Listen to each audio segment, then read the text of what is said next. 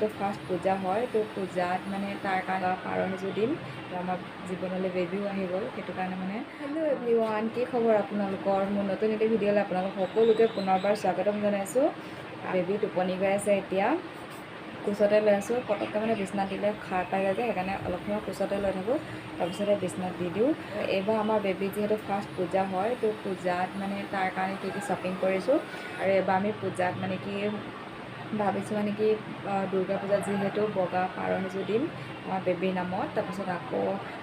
শৰাই দিম বুলি ভাবিছোঁ মানে যোৱা বছৰে মই তেনেকৈ ভাবি থৈছিলোঁ এতিয়া বেবীক খুৱাই দিওঁ তাৰপিছত বেবীৰ কাৰণে মই কি শ্বপিং কৰিছোঁ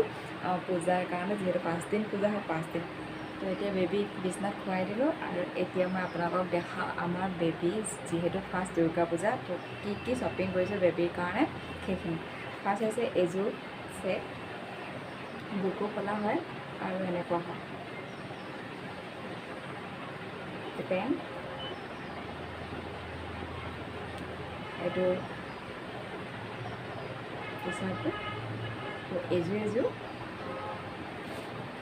তাৰপিছত নেক্সট হৈছে এযোৰ অলপ ডাঙৰ হ'ব তাৰ গাত হয়তো মানে ওপৰকেইটা হ'ব কিন্তু পেণ্টটো অকণমান ডাঙৰ হ'ব পাৰে কিন্তু হ'লেও ডাইপাৰ চাইপাৰ পিন্ধালে হৈ যাব আৰু এতিয়া যিহেতু বেবী সোনকালে ডাঙৰ হৈ আহিব গতিকে মানে কি অকণমান ডাঙৰ চাইজৰ আনিলেই ভাল কিন্তু এইকেইটা হ'ব ওপৰকেইটা এই পেণ্টকেইটাহে চাগে অকণমান ডাঙৰ যেন হ'ব কিন্তু ছেট যিহেতু ওপৰটো হয় তেনেকুৱা পেণ্টটো সেই হিচাপতে থাকিব তো এইযোৰ হাত কটাই হয় এইযোৰ নেক্সট হৈছে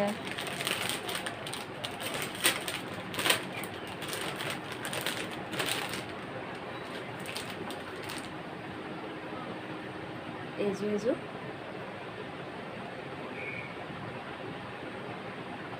এইটো পেণ্ট এতিয়া যিহেতু সৰু হৈ আছে বুকু খোলা কাপোৰবোৰ ল'লে পিন্ধাবলৈ সুবিধা হয় সেইটো কাৰণে বুকু খোলাই আছে চব কিউট লাগে ন সৰু পোৱালি কাপোৰবোৰ বেবী কাপোৰবোৰ ইমান কিউট লাগে ন দেখাত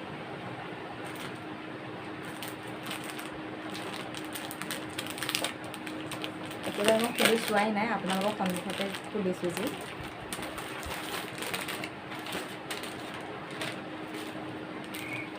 এইযোৰ এইটো এয়া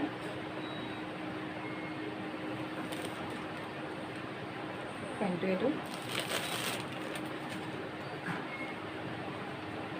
কাগজ সোমাই আছিলে ভিতৰত পেকিং কৰা হৈ আছিলে যে খোলাই নাছিলোঁ আজিয়ে ফাৰ্ষ্ট খুলিলোঁ আপোনালোকৰ সন্মুখতে তো নেক্সট হৈছে এইযোৰ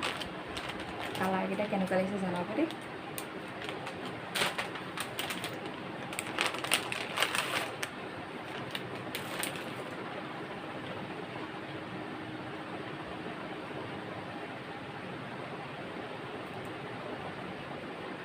এইটো পেণ্টটো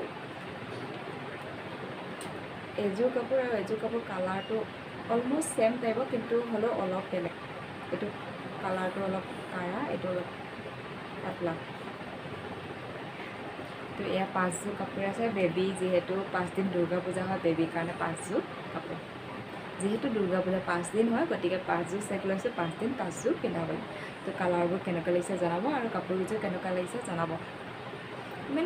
যিহেতু মই প্ৰেগনেণ্ট হৈ থাকোঁতে অনলাইনৰ পৰা বেবীৰ কাৰণে বেছিভাগ বগা কাপোৰে শ্বপিং কৰিছিলোঁ সেইকাৰণে এইবাৰ ভাবিছোঁ কেইযোৰমান কালাৰিং কাপোৰে লওঁ কেতিয়াবা কালাৰিং কাপোৰো প্ৰয়োজন হয়